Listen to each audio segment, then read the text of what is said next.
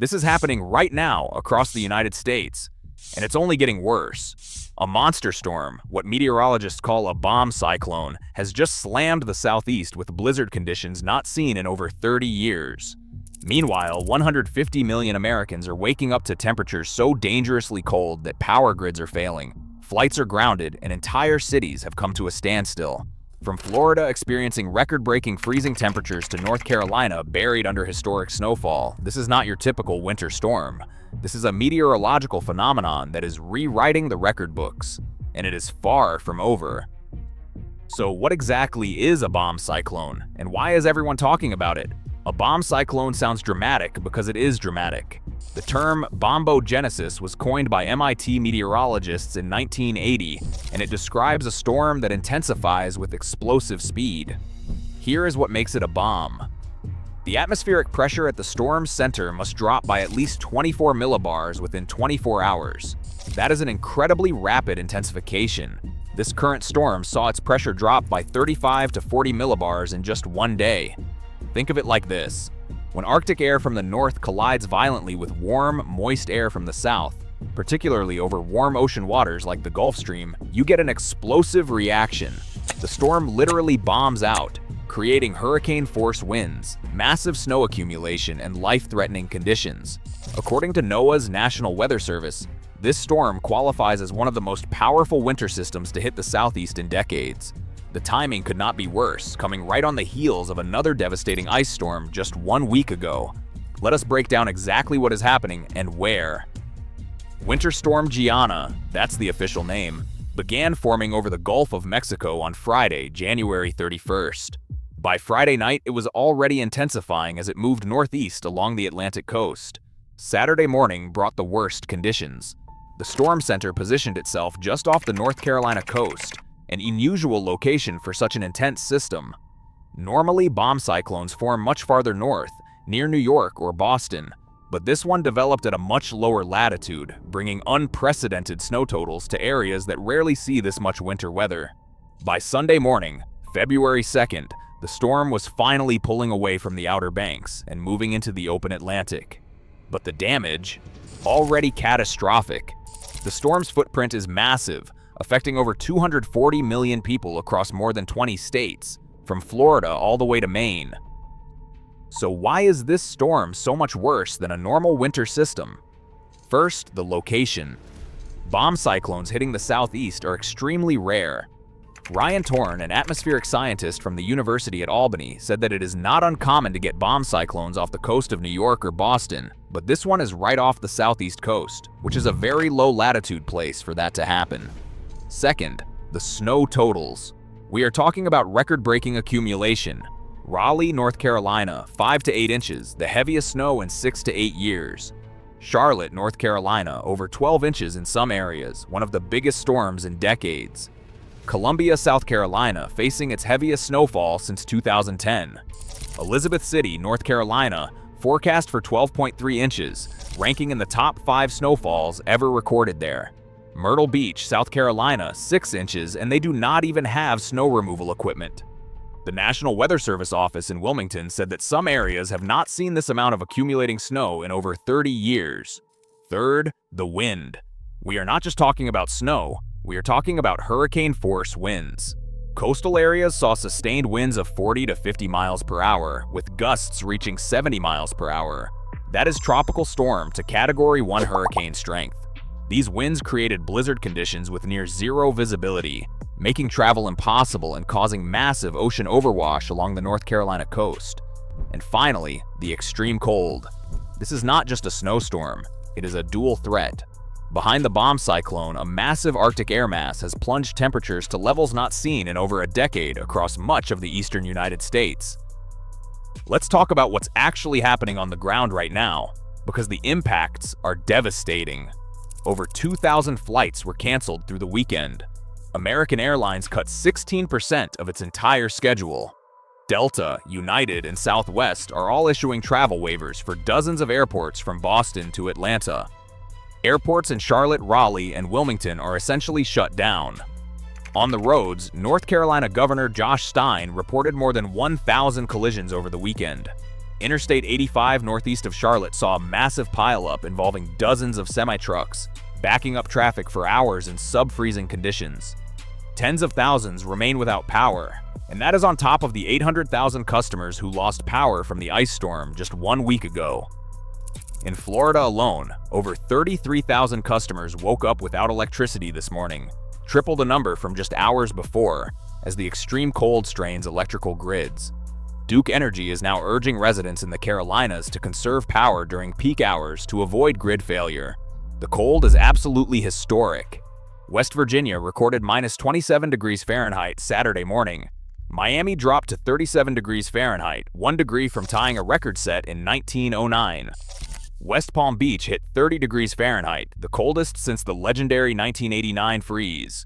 Orlando and Daytona Beach are seeing lows in the 20s. Florida's cold-stunned iguanas are falling from trees, frozen stiff. This is Florida's coldest air in over 15 years. Freeze warnings extend all the way to the Florida Keys. Disney's Typhoon Lagoon and Universal's Volcano Bay water parks are closed due to dangerous cold. North Carolina, South Carolina, Georgia, and Virginia have all declared states of emergency.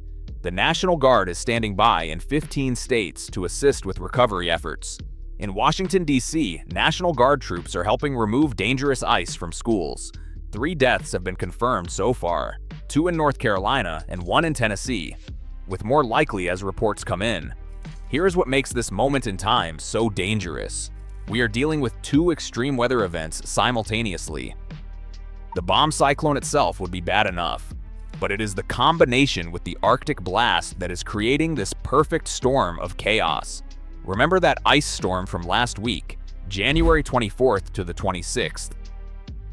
That storm dropped feet of snow and inches of ice from the Midwest to the Southeast, causing nearly 80 deaths across at least 16 states. Millions lost power. Cities like Nashville were paralyzed by damaging ice. That storm set the stage. The ground was already frozen, power infrastructure was already damaged, and emergency resources were already stretched thin. Now, just 1 week later, Winter Storm Gianna hits with even more snow and colder temperatures. University of Florida atmospheric scientist Esther Mullins explains it perfectly. The air has already been primed. Now we are getting a secondary push of cold air. The numbers tell the story. More than half of the contiguous United States is currently covered in snow. 190 million people were under cold weather alerts Friday morning. 150 million people were under cold weather advisories as of Sunday.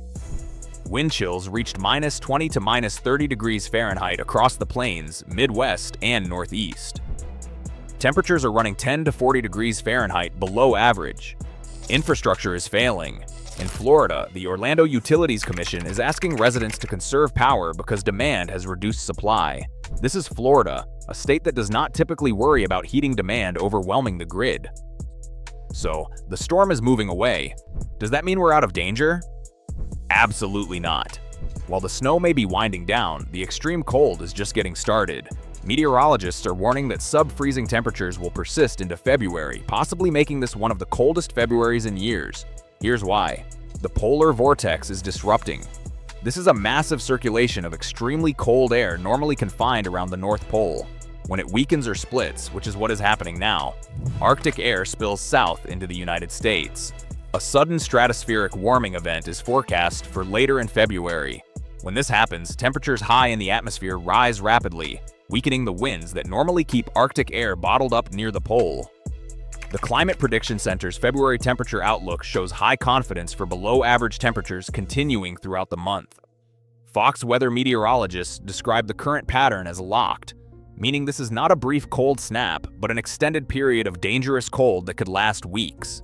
Forecasters are already tracking another potential cold blast in the second week of February, which could unleash another round of sub-zero temperatures and snow for the Northeast and Mid-Atlantic. With temperatures hovering around freezing in many areas, any precipitation could create treacherous ice conditions. Roads that were cleared today could become skating rinks tomorrow. Are we seeing more of these extreme winter events? The science suggests yes, and the reasons might surprise you. Dr. Richard Rood, an atmospheric scientist at the University of Michigan, explains that global warming is actually contributing to these intense winter storms. Here's the paradox. A warming planet is creating more extreme winter weather in certain regions. The Arctic is warming faster than the rest of the planet, a phenomenon called Arctic amplification. When the Arctic warms, it reduces the temperature difference between the poles and the equator. This temperature gradient is what keeps the jet stream, that river of air high in the atmosphere, flowing in a relatively straight path. When that gradient weakens, the jet stream becomes wavier, dipping farther south and bringing Arctic air to unusual locations. But there's another factor: warmer oceans. Rude notes that the oceans are warmer than they used to be, and the air is warmer than it used to be. That makes the contrast between the warm air and the cold air exceptionally high, and that is what contributes to this rapid development. So you get this explosive combination: cold Arctic air pushed farther south by a wavy jet stream, colliding with unusually warm ocean temperatures. The result? Bomb cyclones that intensify with frightening speed. Locations like the Carolinas should expect more bomb cyclones in the future. It's not that winter is disappearing, it is that winter weather is becoming more extreme and more unpredictable. If you are in an affected area, here is what you need to do right now to stay safe. For extreme cold, follow these steps. 1. Limit outdoor exposure. Frostbite can occur in minutes when wind chills drop below zero.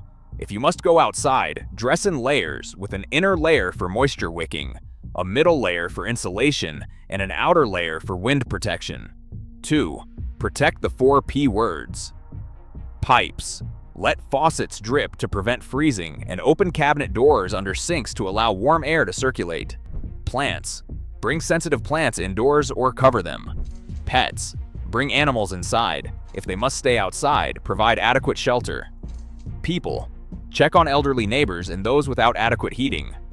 3. Watch for signs of hypothermia, such as shivering, confusion, drowsiness, or slurred speech. If someone shows these signs, get them warm immediately and seek medical help. 4. Stock emergency supplies now. Non-perishable food for at least 3 days. Water, 1 gallon per person per day. Flashlights and extra batteries. Battery-powered or hand-crank radio. A first aid kit. Medications. Never use generators indoors. Carbon monoxide poisoning can kill. Keep generators outside, at least 20 feet from windows and doors. 6. Conserve energy during peak hours, typically from 4 a.m. to 10 a.m. and from 4 p.m. to 10 p.m. to help prevent grid failure. For travel, stay off the roads if possible. If you must travel, keep emergency supplies in your car, including blankets, food, water, a flashlight, and a phone charger. Tell someone your route and expected arrival time. Keep your gas tank at least half full. Drive slowly and increase following distance. Check flight status before heading to the airport. Airlines are being flexible with rebooking. Take advantage of travel waivers. Stay informed. Monitor weather.gov for updates specific to your area and follow local National Weather Service offices on social media. Have a communication plan. Make sure family members know how to reach each other if phone systems become overloaded.